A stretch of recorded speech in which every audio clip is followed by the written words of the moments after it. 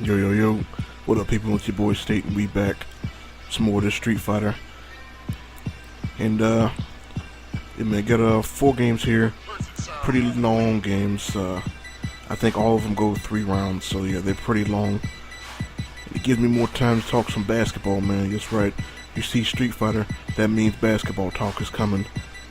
I think this is what I'm gonna do, man. I think I'm still gonna have my football, my Madden, my NCAA. But when I feel like talking some basketball, man, I'm gonna get some Street Fighter to go behind it.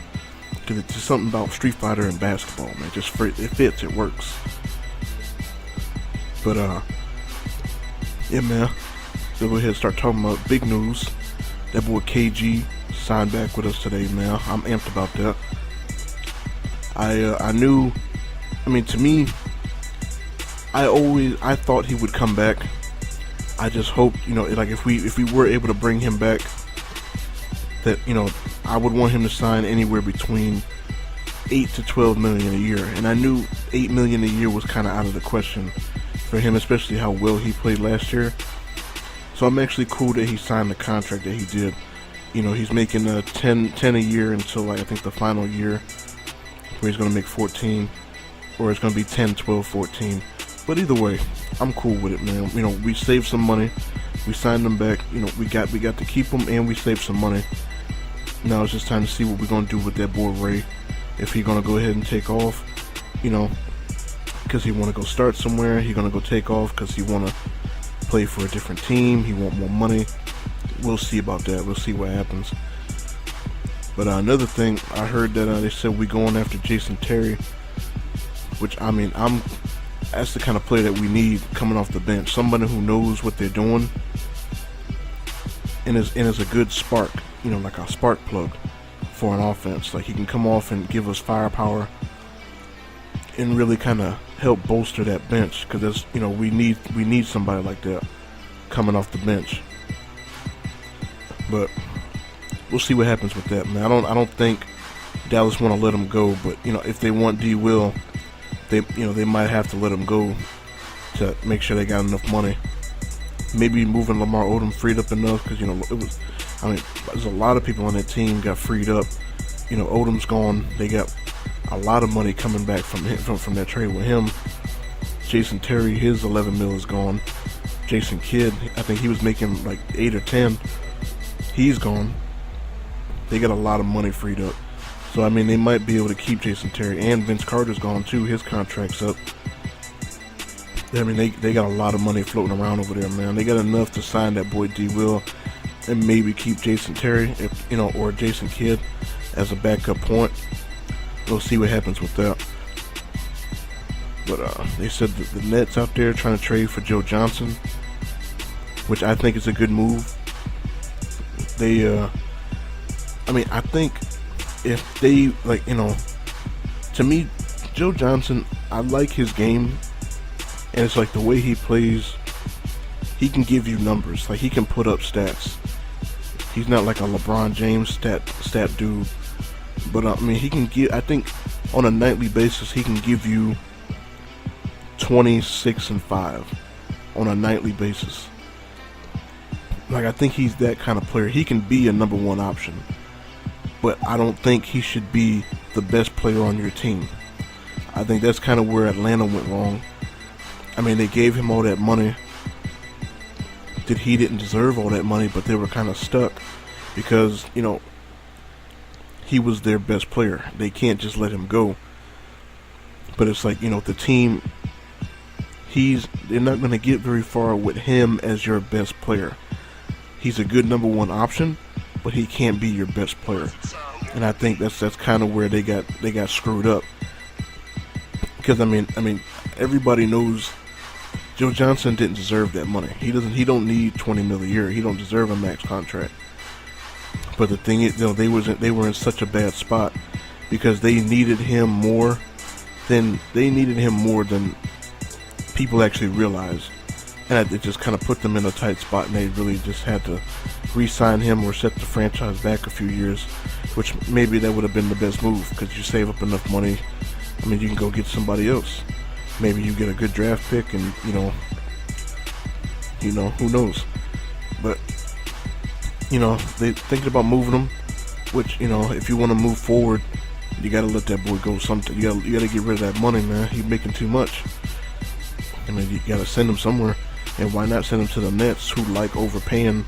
I mean, they give you everything for somebody that they think is good. I mean, you saw how they overpaid for Darren Williams to get him. How they were gonna overpay for Carmelo Anthony. How I'm pretty sure they're gonna overpay for Joe Johnson. I mean, they gave up, I don't know what they gave up for Gerald Wallace. I mean, they gave up a first round pick for Gerald Wallace, man. Gerald Wallace. It's not worth a first round pick on a rebuilding team.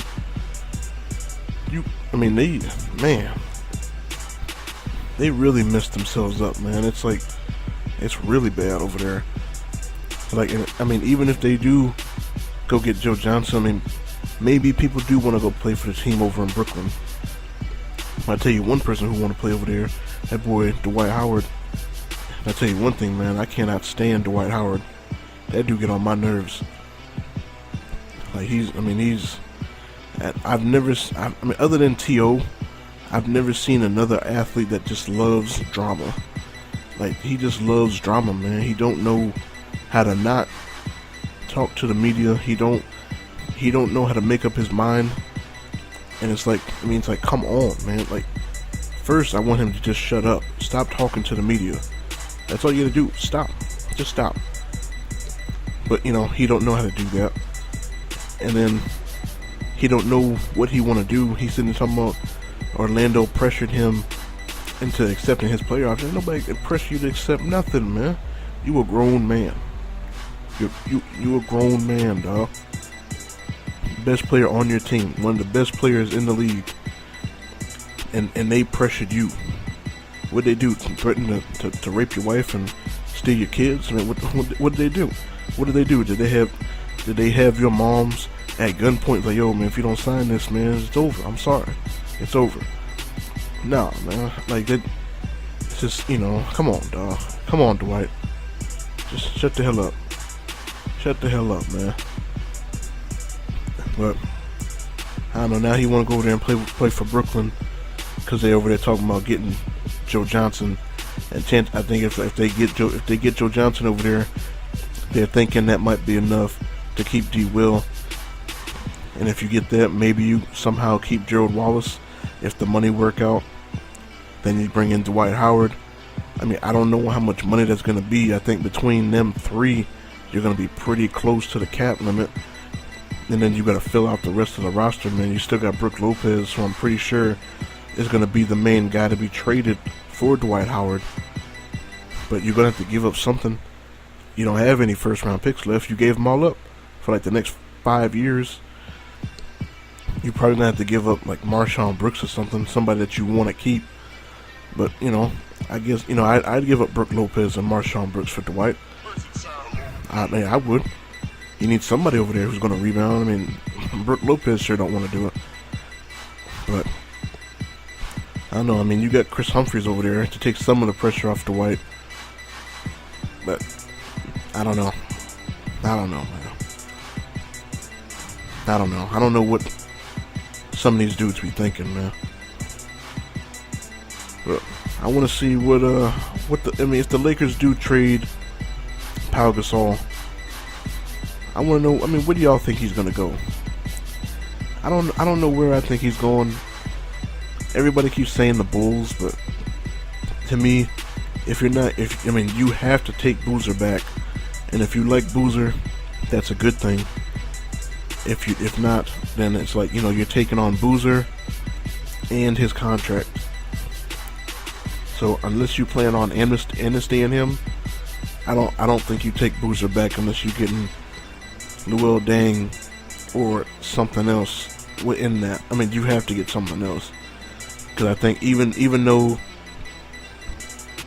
Pau Gasol and Boozer are kind of on the same level, it's Pau Gasol's better because of his contract situation. He's making a lot less money. He's an expiring contract. I think he's an expiring contract, and it's just I think Pau Gasol the Lakers are in a better bargaining position than the Bulls on that. So I'm interested in seeing where he goes. Maybe they trade him to Orlando. You know, maybe they do something like that. A team that I'd be interested in seeing picking up Pau Gasol would probably be the Pacers.